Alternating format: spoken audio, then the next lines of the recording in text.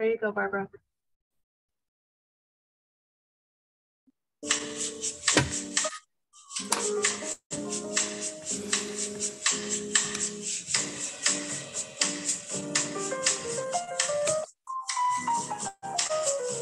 We figured we'd play some smooth jazz. I don't know if you all need that, but I do. I need the rest of the morning to be smooth.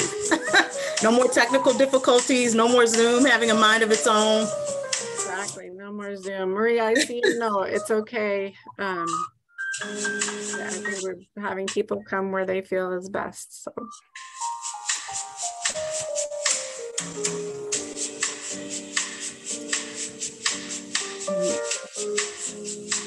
Evaluation link, Monica. Yeah. Can you do that, Elisa? Hi, Monica. I'm going to send it to you right now. And then, I'm sorry, was it Monica Rose? Monica Rose, and then Betsy. Yes. Betsy Schneider. That's more than one. Let me. Okay. Yeah. For my friends who were here for session 1 only, please, if you still need to fill out the evaluation link, this is coming in, but this is only for session 1.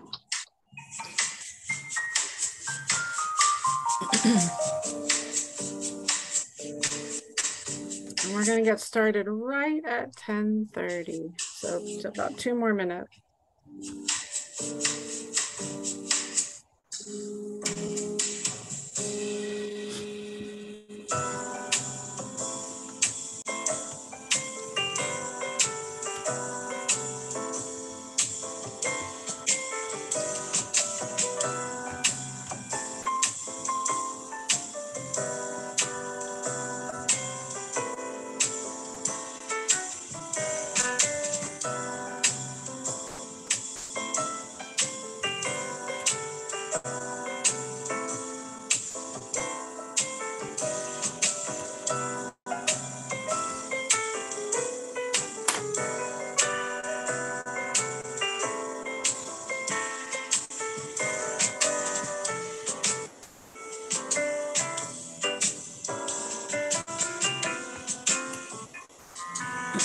Welcome to those of you joining us. Welcome.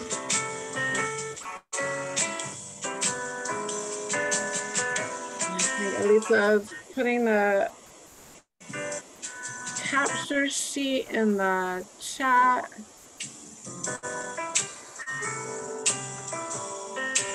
Oh, and as well, did you also put the link to the unconditional positive regard, Elisa? Yep. Okay, awesome. Yep. There's an article we're going to touch on at the very end. So if you want to skim it now, feel free. We've got, going to start in just a moment.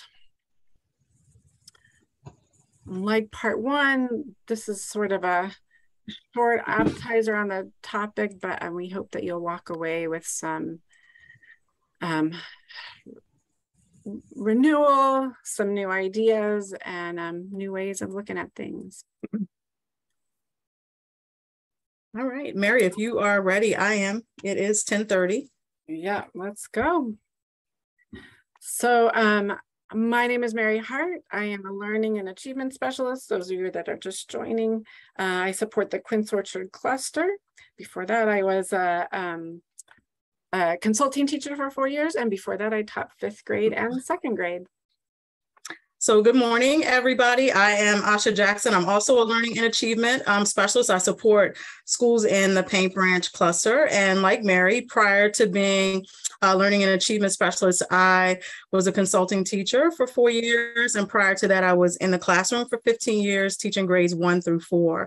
And in the first session, someone asked Mary and I to clarify what a learning and achievement specialist is. So we'll do that. You always learn from the feedback from the first session. So we primarily support the staff development teachers at schools, and we support them with professional development, with school improvement, and all of those things through the lens of equity.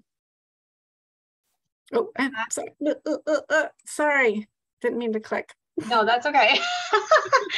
Hi, I'm Elisa Hong. I am labeled as questions in the chat. So, in the participant view. So if you have any questions during the session, technical or related to this, please go ahead and chat me so that Asha and Mary can do their wonderful job of presenting. I'm the Geared to Innovative Support teacher, which is just a very long name to say that I support a lot of the onboarding and induction efforts, and I'm specifically working with new hires with this content that you're engaging with today. So if you have any questions regarding that, you may also feel free to reach out to me.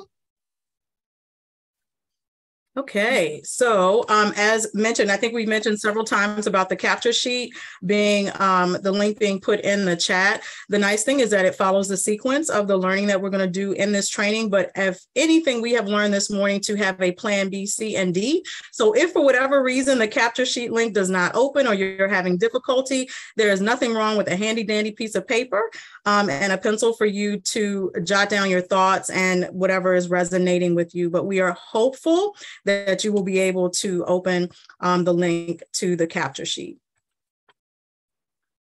All right. So moving on to our outcomes. For those of you who joined us for part one, part two's outcomes, we're going to delve a little bit deeper. For those of you who are joining us for the first time, we thank you for bringing your knowledge that you already have about being equity-centered and trauma-informed with you. So we have 4 outcomes. The first is we want to understand how adult beliefs and behaviors and ways of being can impact students. We want to define key principles of equity-centered trauma-informed practices. We're going to identify priorities and strategies that will help us align our intentions and impact. And then finally, we're going to ask you to act in planning how you will use all of the knowledge that you learn in this quick session today moving forward to support the students that you serve each day. So again, with the waterfall, it is bringing us some calm and some serenity this morning. So this time we are going to ask you to put in the chat something that has filled your cup today. It is a Monday. But even though it is a Monday, we are hopeful that something has filled your cup today. So you can go ahead and put that in the chat. I will model what has filled my cup is the weather. I'm very much an outside kind of gal. So anytime there's no rain, no precipitation, it's nice enough for me to be outside. That always fills my cup. All right. Somebody said snacks in the teacher's lounge. Yes, food is the best. Yeah, and one of our first responses was helping her team get on the Zoom. Thank you, thank you, thank you. Coffee, yes, yes, yes.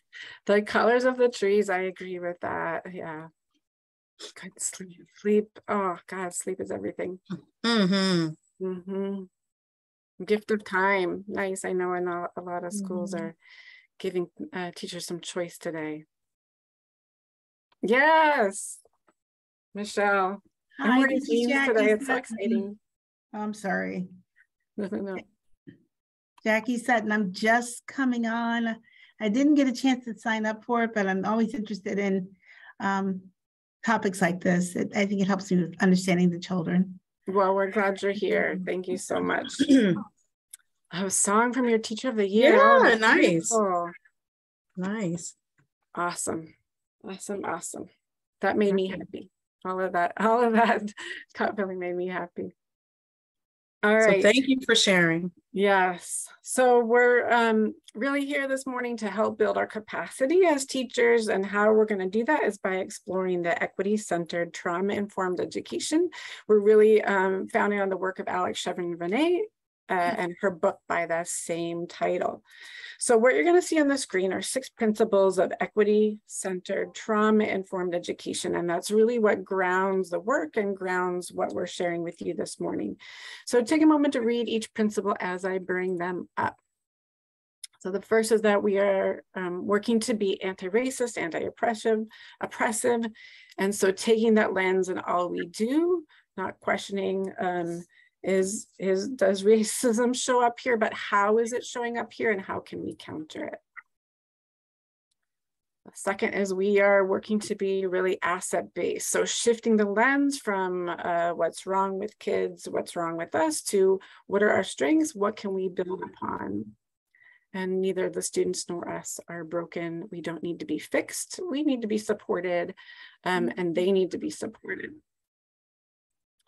All right, the third is that we think of this as systems oriented. So this is not, of course it's individual work, but it is not only individual work, right? We have a whole ecosystem within our schools, our communities, and our society, and we need to shift all those pieces, but by starting with our part in it. Principle 4 is that this is human-centered, right? So everything we do, we want to think of it on a human scale. Versus, you know, a bureaucratic scale or a bureaucratic timeline. What is the human scale of this work? Principle 5 is that this is universal and proactive. So we do not need to know who's suffered trauma in any space. We don't need to dig in and kind of find out, right? We're gonna engage in this work in a universal, a proactive way, because we know it supports all children. And then those who are struggling with trauma will get that support even more. And principle 6, we are social justice focused. So we are really aiming to create the world that we want to see, right? A trauma-free world. And we start small, it's like a fractal, right? The way you live can then be replicated in our society as a whole. And that's really the goal.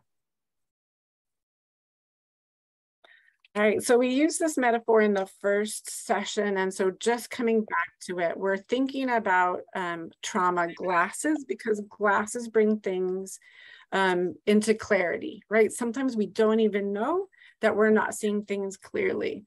Asha shared a story about that a few days ago, but right. And then when we put the glasses on, we're like, oh. So we're gonna deepen that when thinking about approaching our students and expand our thinking about behavior and moving from the idea that it's a choice to what is the motive, what's motivating a student. So Kristen Sowers and Pete Hall in their text, Fostering Resilient Learners, challenges us to look beyond behavior, that surface level of behavior, labeling behavior, and focus on what is the need being communicated, what's the motivation. Many of us as educators are taught to just respond to the behavior in front of us, right? You label the behavior, you respond, done. But as a result, we often label students, which really limits the way we see them, and it limits our creativity in responding to them. So looking beyond choice, right, with our trauma glasses off, to thinking more about motive. So putting those trauma glasses on, seeing more clearly. If we can identify what might be motivating students to react, then we can redirect them by providing alternative options for them to manage their emotions and their needs. And we touched on that briefly, but meeting the need is what's going to shift behaviors long-term, right? That short-term, it's a choice, don't do it. Like in the moment might feel like we're getting somewhere, but it doesn't shift anything over time, and it doesn't build that safe space. I'm going to read a quote from Sowers and Hall. They say, "It's up to us, the adults in their lives, to offer an array of appropriate alternative means for them to regulate their emotions and manage the intensity of their behaviors." So what we can do is teach students, right? Teach them to recognize when they're in that downstairs brain, or when they're when they've been triggered versus their learning brain, and give them some tools to get back to that upstairs brain. And we can do that in a lot of ways, and we're going to touch on a few of those today. But again, we had this metaphor in the first session of the mama elephants creating the safe space for the baby, and that's what the adults in the building were asking us to do as well. So take care of ourselves so that we can create that calm, safe, regulated space for our students. Mary, before you go on, there's a question in the chat. Yeah. I thought would be worthwhile clarifying. Someone is asking if we're to be proactive and more holistic, how then do we go to motive, since each student may have a different motive? And I believe that's a great clarifying point of, it's not that you're finding the motive, but understanding that there's more to it than just someone choosing to be defiant or choosing to not follow commands, is that there are more things that impact someone's decision to behave in a certain way. So the word motive doesn't mean that you're looking for the motive, but that you're thinking holistically. So when you said in the chat that we're to be proactive and holistic, that would be synonymous with that concept of thinking about motive. Yeah, and I think if I replace the word motive with need, and in the first session, and I don't know if I want to take the time to pull it up, but there's something called the SCARF model, SCARF, and it's an acronym, but it talks about needs that humans have. They have a need for status, so feeling of belonging, a need for certainty, a need for autonomy, so empowerment, a need for relatedness, and a need for fairness. So it might be an unmet need for one of those things that is motivating a student to do something. So if I have a student, I can think of a student who every time we went to one of the specials, they had to pack up before, would absolutely like refuse to pack up, came up with everything in the world not to pack up, right? And I'm like, you know how to do this. I could say you're choosing to be defiant. You're choosing not to do this. But if I shift my lens, put on those glasses, I just want to dig a little deeper. What's the need here? And because I could dig a little deeper, I discovered that in that special, the student was not feeling any sense of control, no relatedness. It felt like a very unsafe space. And so that's something I could address. Like I was able to work with the student, what can you do in this space? How can I support you? How can we make this better? So yes, I don't have to dig into why is the student triggered but I can get more creative in thinking about, well, there's some need this child has. Is there a way for me to, one, meet that need, but teach the child to meet that need? I hope that makes a little more sense. And co-regulation is a big part of that. So Asha's going to talk about that. Okay, and I was going to say, what a great question and a great, a rich discussion. And it leads right into this, where you can see on the side how important our role is, where it says that our role is essential. So an important part of developing independence or self-regulation is co-regulation. So you can see on the screen, there's an image of the self-regulation pathway. And our ability to control our thoughts, our behaviors, and our emotions is called self-regulation. So for example, when a student can recognize that they are upset, they can communicate that they're mad, they can find a way to calm down, communicate why they are mad. That's an example of self-regulation. But having the skill of self-regulation is important to support learning. So we want to make sure that we keep that in mind. And if we are being very honest, most of us as adults, we do have the ability to self-regulate, but we struggle at times. So if we keep that in mind, I think I mentioned in the first session that while all of this is really geared to having a lens in which, by which we see our students, we also should have that lens. Just muted yourself, I think. When we are working with colleagues as well, because as adults, we struggle sometimes to self-regulate. So if we continue to look at this pathway and we keep our students in mind, we can see that self-regulation isn't really fully achieved until adulthood. So most of our children are slowly building over time the ability to self-regulate, and that's achieved through co-regulation. And we are important in that growth, in that ability to self-regulate. So when we approach our students in terms of building self-regulation, if we do that through an equity-centered, trauma-informed approach, similar to what Mary just described with her students, it then helps us to remember that co-regulation is developmentally appropriate, and that we can support our students, we can teach them, we can coach them, we can model, and we can connect with students to help them build that self-regulation over time. So we just want to keep that in mind, that co-regulation and self-regulation is a process, and we want to keep in mind what is developmentally appropriate for the students that we serve in front of us. Yeah, I just want to add one tiny piece to that for those that like brain science. We have something called mirror neurons. So children are especially sensitive to that. They're going to mirror our affect, our tone, our emotions. So the more calm, the more we can model calming strategies. If we get upset, to kind of be open. Oh, I'm going to take a moment. I'm going to take a breath because I'm feeling a little stressed or upset. They're gonna do the same thing and learn those skills as well. Mm-hmm. I would agree. And I was going to say, I think thinking aloud, I know sometimes for me as an adult, as I've gotten older, I have learned to say, I need a minute just to collect my thoughts. I need a minute to think, and that is okay. All right, so if we continue thinking about co-regulation, so we briefly kind of explored the co-regulation pathway. We want you now to think about how you can build relationships, how you can structure the environment of your classrooms, of the spaces that you are in, so that you can teach, so that you can coach, so that you can model the self-regulation skills. So just think about that for a moment, and we really are going to give you some think time. And you can refer to the image on the screen.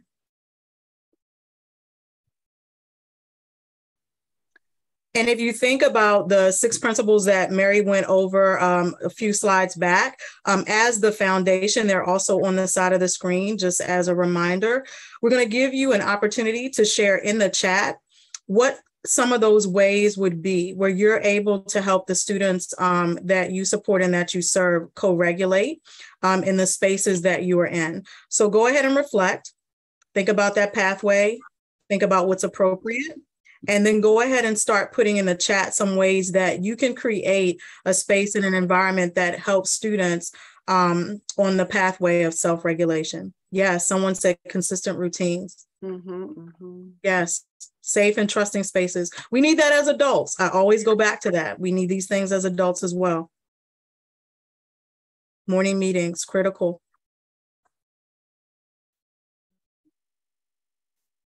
Oh, I like the mix with fun surprises. Yeah, we've kind of lost touch with fun. So it's nice to bring fun back. Morning meetings, trusting relationship, keeping your word. Yeah. Yes. Download check-ins. Explicit teaching. Yeah, teaching skills. Talk about your own thinking. Absolutely. Leader in me has helped. Good. People are finding ways to make that meaningful. All right. Brain break, circles. Nice. Yeah, so thank you for sharing the positive relationships. Yes, absolutely. So wonderful. We are happy to know that you are all on your way for creating those spaces that will help your students be able to self-regulate. And for those of you who maybe weren't sure, hopefully you saw some ideas in the chat that you can begin to implement tomorrow. This isn't something that has to wait. You can begin to do these things tomorrow. So I'm going to turn it back over to Mary, who's going to take us even deeper. Yeah, thank you for sharing all the knowledge that you already hold. And I think a lot of this is, it's not that we have to do like more, it's shifting how we do what we already know, is the way I think about it quite a bit. So the research that Alex Chevron-Vinay has done, and really based on a lot of other research, really supports that the 4 priorities that we see bulleted on the screen are really essential in creating an equity-centered, trauma-informed classroom, school system. So thinking about how these 4 priorities can show up, they can show up in all aspects of our classroom. They can inform how we make decisions. They can inform our relationships in the classroom climate. They can inform how we respond to stimulus, right? To our own triggers. They can inform how we plan content, how we deliver content, how we plan our routines, our procedures, our norms.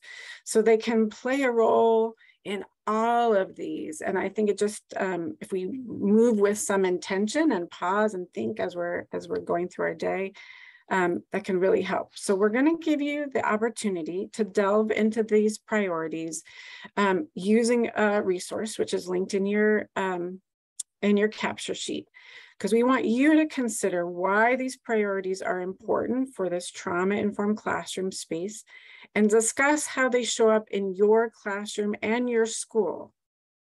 So you're going to work in breakout rooms. You're going to engage in a jigsaw. So you're going to read the 4 priorities. You're going to decide who takes each priority. So priority 1, 2, 3, or 4. You're going to read your section. And then you're going to note why the priority is important, the key characteristics of it, and how it shows up in the classroom. So thinking about how does it apply to what you're already doing, or how might you apply it to shift some of what you're doing. So I'm going to kind of repeat the process. You're going to take a moment when you get into breakout rooms, decide who's reading each section, read your section, pull out those key ideas that are in the capture sheet, which Elisa shared, and then share your knowledge with each other. You're each going to have your own version of this, so be sure to take notes. So any questions on the process?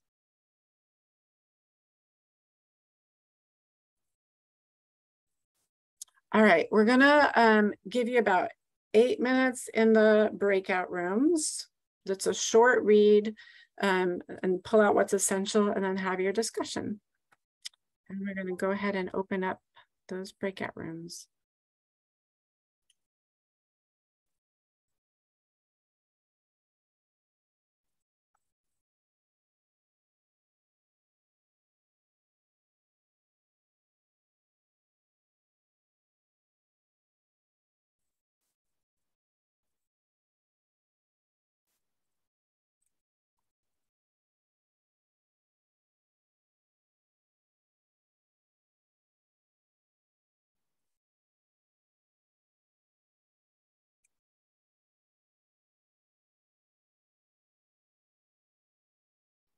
And Janelle or Annie, let us know if you're having any trouble joining. Caroline, David, Caroline, you good? David, let us know if you didn't get the invite.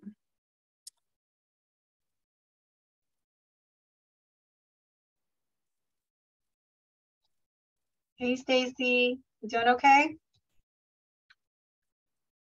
Hi, Caroline.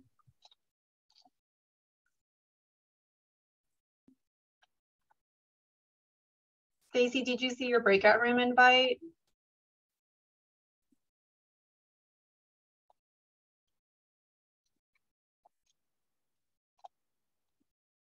Okay, maybe Stacy stepped away. Hey. And just FYI, we're recording. So I don't know if we want to stop recording while they're in breakout rooms, or we can keep recording. Pause. I forgot to record the first part. Yeah.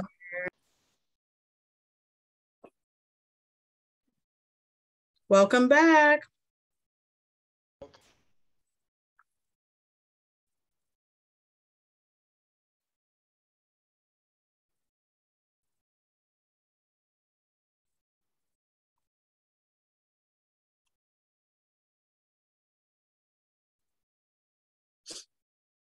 Hopefully your discussions were good ones. Yeah, I think so, because It's taking a while. Yeah, taking a while for folks to come back. All right, welcome back, everybody. We know that was not enough time, but hopefully you got to at least begin to think about this. I know we often want, give me the strategy, right? But what we're presenting here is that it's really a shift in intention, the mindset pieces, and then taking care of ourselves so that we can support our kids. So what did you hear or discuss that sticks out to you as essential to this learning is the question. There's a ton of us, so if you want to share in the chat, please do that. If anyone would really like to share out loud, you can raise a hand. I think we have a moment to take 1 or 2 of you if you want to share out loud. So put in the chat, did you hear or discuss anything that you You learned how Jigsaw works online. Yes. All right. That's awesome, Karina. And we have a hand raised. Jessica, we see you. I think just listening to all of the things, the nice piece about it, I mean, it's also a huge responsibility piece, is how much of this can really be handled by the teacher, like the creation of the classroom and the routines. And, you know, like I'm first grade, so particularly for our little guys, heads up when things are going to be different. I mean, it puts a lot of responsibility on us because so many things are in our control, but it's also nice to know and a little empowering that we do have the ability to influence them in so many of these key critical areas within our classroom doors. I so appreciate you seeing the empowerment in it, because that's what I feel too, right? When I feel like it's out of my control, then it's like, oh, just every day it's going to be another hard day. But if I feel like I have, like I have a say in this, like my behaviors can impact the students, then it is empowering, and I can work to get creative. I can get support from other adults around me. So I love it. Nancy's saying plan for dysregulation, right? So that we're not like, oh my goodness, why is this happening? But we can kind of expect it. Elizabeth put another resource in the chat. Thank you, Elizabeth. There was another one, routines, right? So when we're working on that warm demander balance, sometimes we, especially when we're thinking, oh, our kids have been through so much, we can veer over into too much on the warm side, meaning we give up routines, we give up, you know, kind of consistency because we think, oh, I just need to go with the flow with my students. But sometimes that's not what they need. They need us to be predictable. They need some consistency with that flexibility built in, because we've got individual students that will need different things in different moments. But I think about that quite a bit. The 4 areas are where teachers are feeling triggered, the lack of predictability. Yes, that's right, Jean, right? Like we need this too. Our behaviors are also communication. So when we see teachers like acting out in our own adult ways, we can think about what can we offer, right? In the school, can your leadership give you some predictability, some flexibility, some empowerment, some connection? I love that. Body Keeps the Score is a powerful book. Yes, if you both have experienced trauma or just want to understand it more, it really talks about how it lives in the body. And so I could go on and on about this, but I'm going to keep moving. All right. So thank you again. We are really appreciating the responses that you all are putting in the chat. And for those of you who are unmuting and speaking out, we appreciate that as well. So now we're going to think a little bit more about the implications of having an equity-centered, trauma-informed mindset. And so this next activity, you're going to have an opportunity to go into breakout rooms again, and you're going to read through a personal story from a school leader. And Elisa is going to put a link in the chat, which it looks like she's already done. And so you're going to go back into the same breakout rooms and you're going to discuss this story as a group. And so we want to give you just a little bit of framing before you go back into your breakout rooms. So in this story, which I had shared with Mary as we were planning, this one really resonated with me, this particular component of the training. The story identifies 2 teachers who worked with a student named Alicia. And they entered the situation with different mindsets and beliefs, as we do. So on the screen, you're going to see that there are 2 questions where it says discuss. We're also going to put them in the chat once you go into breakout rooms, and we'll probably broadcast the message as well because they are a little lengthy.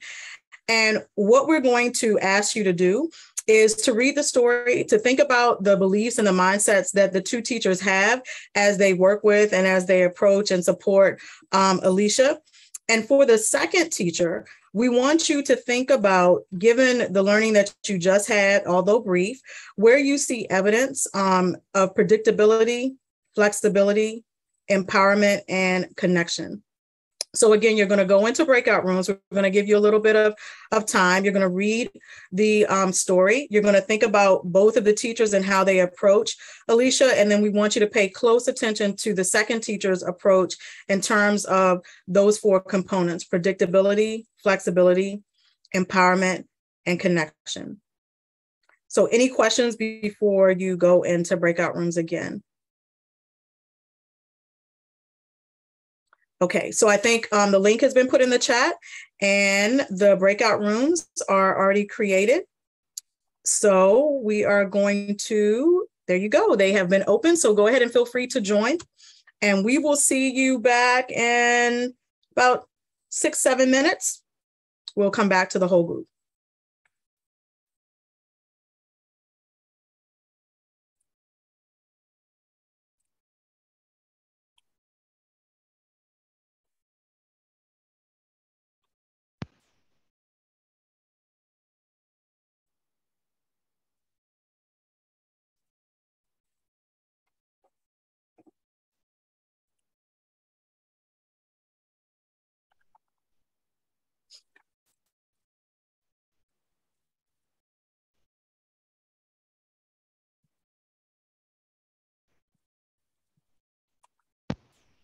Thank you all for coming back and sticking with us.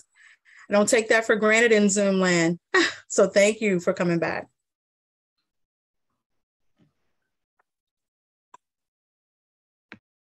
Ten more seconds. Okay. I was going to say, I can always tell when the numbers just start speedily going up and I know, okay, the breakout rooms must all be closed. Here it is. Now they're closed. Okay. All right. So thank you for coming back and for sticking with us. And in full transparency, I was thinking we ended at 11:30. So when I said you had 6 to 7 minutes in breakout rooms, I apologize. It was nowhere near 6 to 7 minutes. So we wanted to give you an opportunity, if there are 1 or 2 of you who would just like to share out something that resonated with you, in particular about the second teacher's focus on predictability and flexibility, empowerment, and connection. And you can just go ahead and unmute yourself or feel free to put something in the chat, what resonated with you.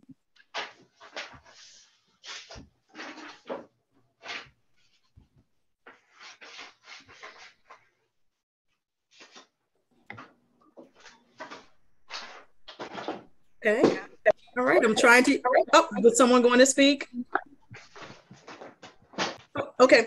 All right. I'm trying to exercise good wait time. Thank you. Someone put in the chat, teaching resiliency without a lesson plan. Yes. Thank you. Okay. Empowering this. Wait, somebody said. Mm-hmm.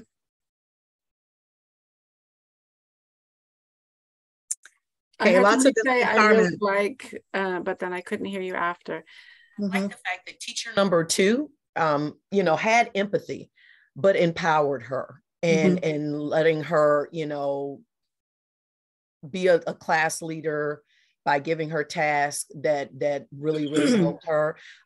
Personally, I'm a teacher of the arts, so I really like that art people in the arts do this naturally, you know. So when a student comes in our classroom, they forget what's going on when they hit the door because there's so many other things that they can participate in. Leadership, you know, everybody comes in with something and it's empowering, you know. So I think that going forth, okay, here's my spiel for the arts again, that if we're going to heal, it really helps to have more arts in education instead of taking them out. Yes. We agree. You see us nodding in agreement, and you got some more agreement signed. So yes, thank you. Okay. Well, with respect to your time, we thank you for sharing that, Melinda. And for those of you who are continuing to put what resonated with you in the chat, empowerment seemed to be the big takeaway. So we do not have... Sorry, I just want to, Karina said empathy and empowerment are not mutually exclusive. And I just want to underscore, we can have high expectations and empathy. So yes. Yes. So in the chat, Elisa has put the link to how unconditional positive regard can help students feel cared for. I believe this was the same link that you received at the beginning. We run out of time, so we don't have time for you to share with us a quote that resonates with you, but please take the time to read it if you have not already. And in essence, and kind of in summary, we want, as we are moving forward, we highlighted all of our roles, is to be the best that we can for our students. And that includes us reframing our thinking from a deficit-based approach to an equity-centered, trauma-informed approach. So we hope that the nuggets that we've given you today will resonate with you, will stick with you. And as you move forward, you will kind of keep all of those things in mind as you are supporting and serving students. So Mary, I don't know if you have anything to add. No, and each other, right? Like somebody said that we need to build in where we can on our teams, even or just in our lives, those same attributes. And the quote on this screen says it all, right? Children who have suffered trauma are not damaged. They're changed. We can respond, but they are absolutely capable of greatness. So we've got the evaluation link in the chat. There's two choices. There's a session choice or I think it's called overall or something. There's two choices. You want to pick the session one, and then the overall option is for the whole PLCamp as a whole. So we really do appreciate feedback. And so we hope you fill that out. Thank you. Thank you. Can you drop it again without the other link? Yes. Someone's asking for the link. Yeah, just the evaluation. There it is. Thank you so much. All. Really appreciate your time this morning. Thanks, Can you offer more of these to teachers and not just the staff development teachers, please? There are. Oh, Lisa. Hi, so this content came out of a grant funded opportunity, and there are opportunities for first, second, and third year MCPS teachers. We're hoping to be able to expand it. So for now, we have sessions for first, second, third year MCPS teachers. Hi, Jean. And I was going to say, also put that in your feedback, because the feedback is often what drives the professional learning and trainings that we offer. So we're glad you would like more. Okay, Antoinette needs the evaluation link again. There it is. Thanks, Lisa. There it is, Antoinette. And agreed. If you ask for fast content, here's the key word. Say, hey, I want some fast content at my school. Then they know who to call.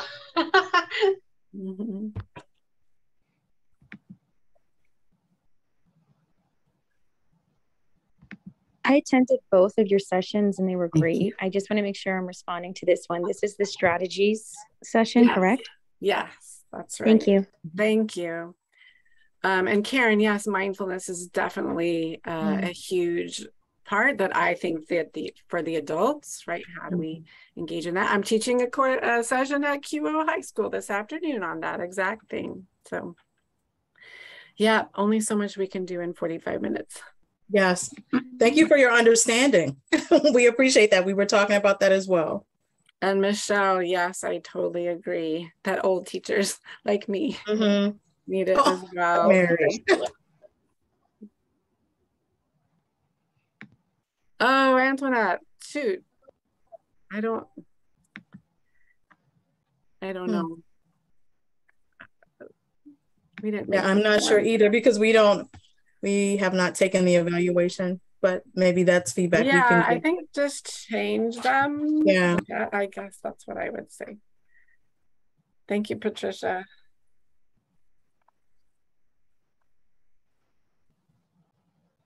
Thank you, Jessica.